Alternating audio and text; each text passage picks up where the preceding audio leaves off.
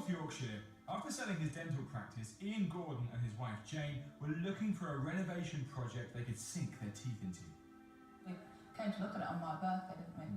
And although it wasn't very appealing, the plot was fantastic, and I immediately thought, oh, I know what I want to do. I think the vision came together for Jane because she could see what it was going to be. I'm more pragmatic. I needed to actually see some bricks and mortar. Ian and Jane bought the property for £650,000, which is a lot of money for what was effectively a giant cat litter tray. The first thing that hit you was the odour, which took a little while to identify until you realised it used to be a cattery. We wondered whether it was just a cat that lost some of its bowel control.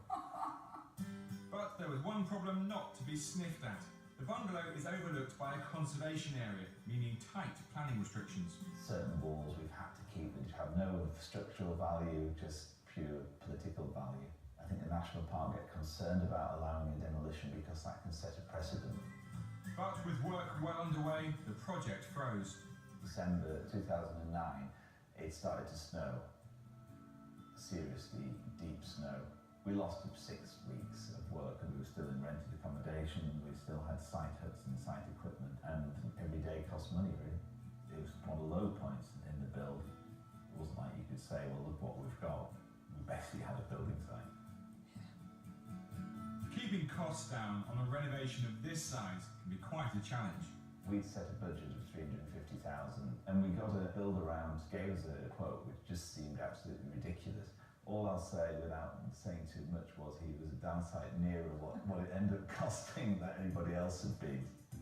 With total build costs of around £700,000, the Gordons were keen to stop paying rent on top and move in as soon as possible. Because it wasn't finished when we moved in, every day a new light fitting would arrive or a carpet would be put down, and so it just kept getting better and better. It was just brilliant. We'd been working towards this dream for 2 years, and although I could visualise what it was going to be like, actually living in it was just, a dream come true. The cedar roof makes it blend into the hillside, and then the upstairs is very selfish use of space. There's 2 bedrooms upstairs, but you could have put a whole multitude of rooms up there. The open plan works very well, but I occasionally find it not cosy enough, so I would quite like a more snug room where you might retreat to, and that's one of my plans, to extend it. Yeah, because it's not quite big enough. It's often the finishing off of a project which you just don't allow for.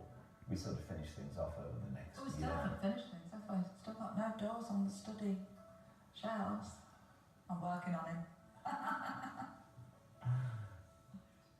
There's always a project.